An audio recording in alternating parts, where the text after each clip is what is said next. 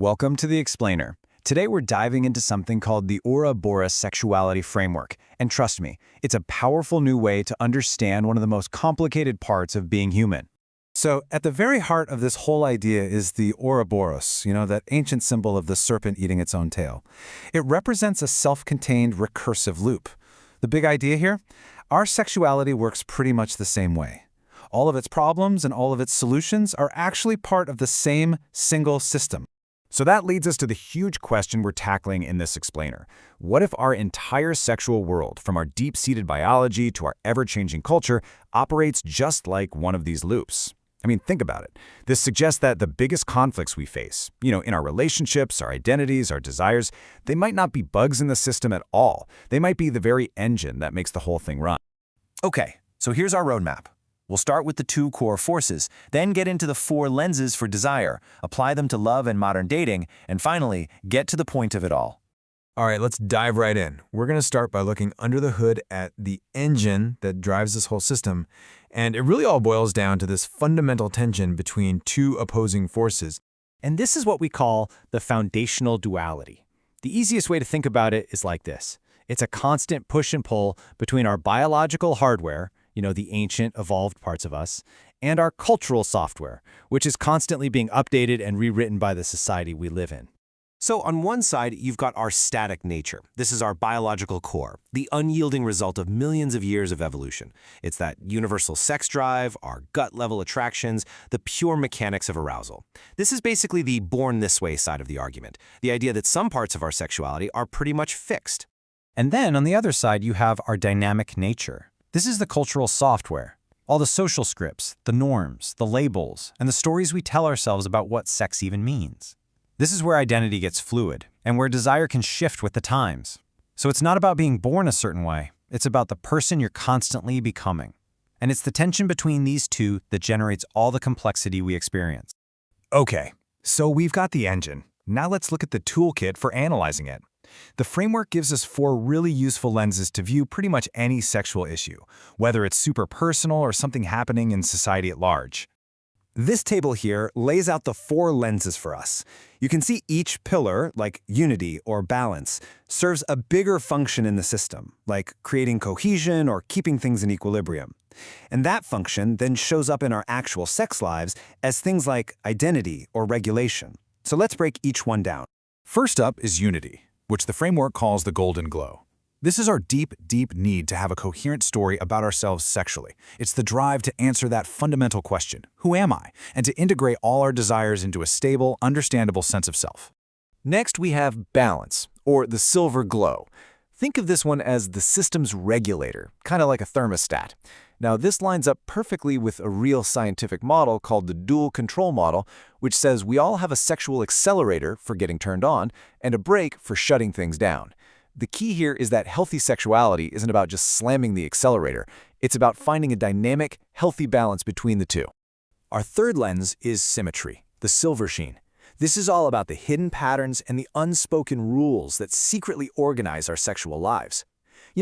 These are the cultural scripts for how a date is supposed to go, the gender roles we often perform without thinking, and even those deep psychological archetypes that shape who we're drawn to without us even realizing it. And finally, we get to paradox, the violet spark. Now this might be the most crucial and misunderstood pillar of them all. It's all about the creative friction, the tension between opposing forces, like our need for safety on one hand and our craving for risk and novelty on the other. That friction, that little bit of mystery, that's the essential ingredient for eroticism. You take that away, and desire just flatlines. Okay, so let's put this new toolkit to work. Let's tackle a really common, often painful problem. Why does desire so often fade away, even in the most loving, long-term relationships? This brings us to what we can call the Perel paradox, which is named after the brilliant therapist Esther Perel. Here's the deal. Love and desire are often driven by totally opposing needs. See, love thrives on closeness, safety, and knowing everything about your partner. That's the pillar of unity in action. But desire needs a gap to cross. It needs some mystery, some novelty, some tension. And that's the pillar of paradox. So here's the systemic trap that so many couples fall into, and it's a crucial point. By building this wonderful, safe, totally predictable life together, they totally perfect unity.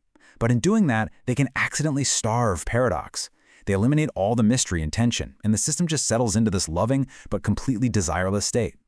The erotic charge is just gone. All right, let's switch gears and apply the framework to another modern headache, dating. I mean, if swiping through apps feels confusing and just exhausting, there's a good reason. The framework points to a major system-level conflict going on. And the root of the problem is something called evolutionary mismatch. What that means is there's a direct clash between our static nature, our ancient brain wiring that's built for a world of small tribes and very limited choices, and our dynamic nature, specifically our hyper-modern digital environment. And this chart just illustrates the problem so perfectly. For like 99% of human history, our choice of partners was maybe 150 people, tops. Our brains are literally designed for that reality. But a dating app, it throws millions of options at us. This paradox of plenty doesn't empower us, it totally paralyzes us. And it leads to endless swiping and feeling constantly dissatisfied. There's another mismatch that creates what we could call a systemic glitch. See, our brain's reward system is designed to respond to visual cues for health and fertility.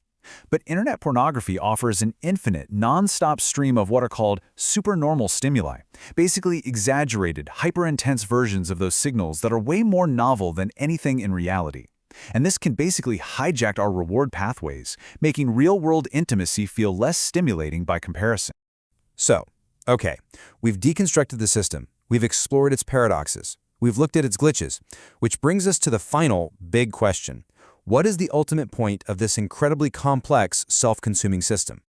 The singular truth, the core ethical takeaway of this entire framework is this: sexuality's ultimate purpose isn't just about making babies or even just about pleasure.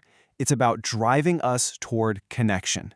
Every single force, every tension, every paradox we've talked about is ultimately in the service of bridging that massive gap between me and you. So it really all comes back to this image of the serpent. The Ouroboros is the system, and it's powered by that constant tension between our static biological nature and our dynamic cultural nature. And those four pillars we discussed, unity, balance, symmetry, and paradox, those are the forces that keep the whole thing turning, constantly creating both the challenges and the connections in our lives. And that leaves us with one last provocative thought. By understanding the architecture of the system, you gain the power to do something incredible. You can move from being a passive character just reading lines from a script you never even wrote to becoming the conscious architect of your own desire. The choice, as this framework really suggests, is yours.